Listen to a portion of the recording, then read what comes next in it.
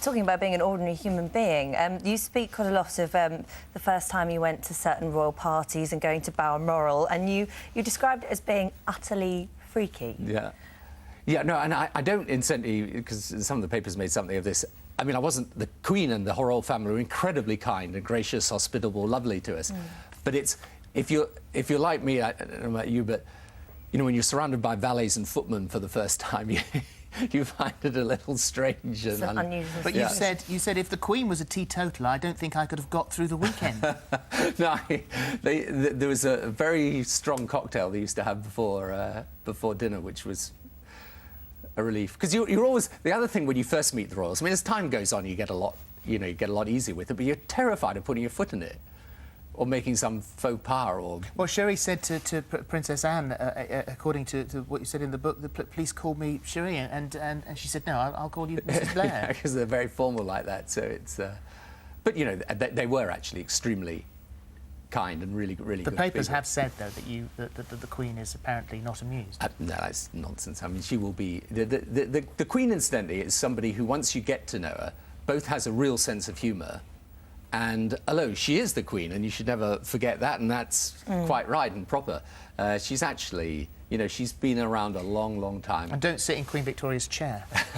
No, I very nearly did that, but I was just avoided it at the last minute.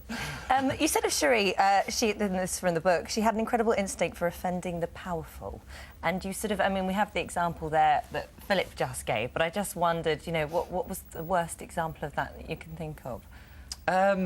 Probably with various of the newspaper people, actually. Because, you know, the newspapers do matter to you, I'm afraid, when you're in politics, because they can create moods and they can drive ministers out and so on. And one of the things I love about my wife is that, you know, she's wonderful to everybody, but if she's going to offend someone, it's not the person looking after her, it's the person you need her to get on with. But anyway, she's...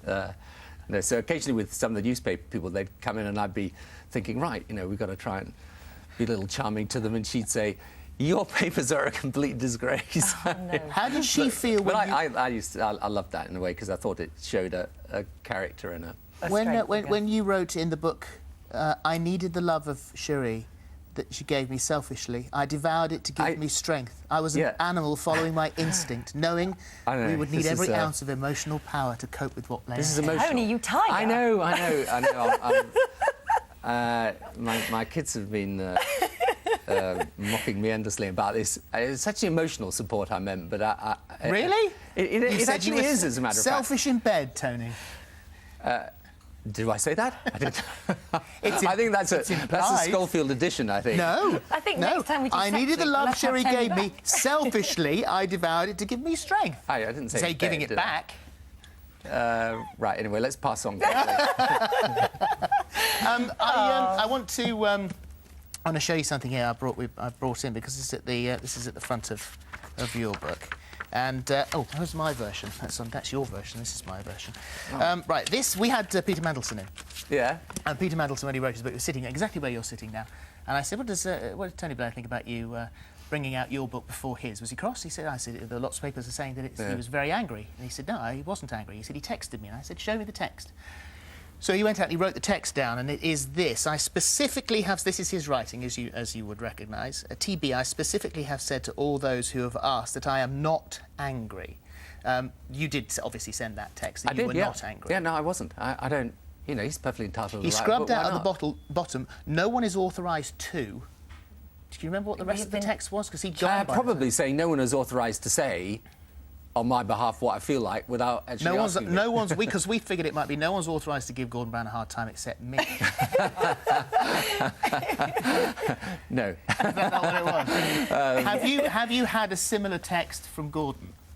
No, I haven't. Have you had any contact with Gordon? I mean, I have had contact not since the book's come out. No, not since the book's come out. But we will, you know, we will. It's difficult. You can't write about the 10 years of my premiership with the intensity of the relationship and the fact that, you know, it's not a great secret that it didn't work out at the end. without writing about it, frankly. But as I constantly say to people, he had enormous strengths and made a huge contribution at the same time. You know, when you think about things like the minimum wage and Sure Start and childcare and all these things, that wouldn't have happened, the big investment, without him being a strong and good chancellor. You mentioned that euphoric start in 1997, when you were all so excited to walk in the door of Number 10. Does it sadden you that maybe your friendship isn't as strong now as it was back then in those heady days? Yes, but I think it's part of politics, really. I mean, I think with the euphoria, too. Funnily enough, I was in the White House last week with President Obama, and, of course, he came in with this huge, you know, mood and expectation. And they're giving him such a hard time now in America, and it's just the way it is. In a way, I think these types of expectations probably are never satisfied. You know, and you shouldn't ever expect them to be. What you can do, though, over time, I think, is settle into just a more balanced sense of what is possible and what is not possible, what will go right and what will go wrong. And I think, in a way, whenever anyone starts this job of being Prime Minister, it's probably as well you are unconscious of all the challenges it's going to bring. Well, there are challenges, because we're hearing now, it's just breaking in the news, that the Prime Minister was informed this morning that his father, Ian, is seriously ill after suffering a stroke and heart complications whilst on holiday in France. And obviously we send our very best wishes to Ian and also to the Prime Minister, of course, his family.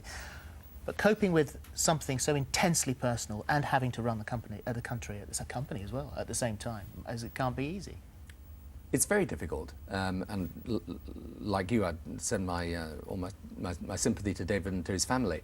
It is very difficult because, as I say, you are human, and there's the very serious things that happen. For example, if someone's ill, or actually when your child is being born in Downing Street. I mean, it's a joyful occasion, but it's somewhat distracting, and I'm afraid world events don't decide that they'll run according to your schedule.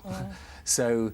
It is very difficult, but it's also, I mean, I thought the great thing about having children in Downing Street is they kept your feet on the ground. I mean, when my kids were teenagers, and that had its challenges, but they kept my feet very much on the ground.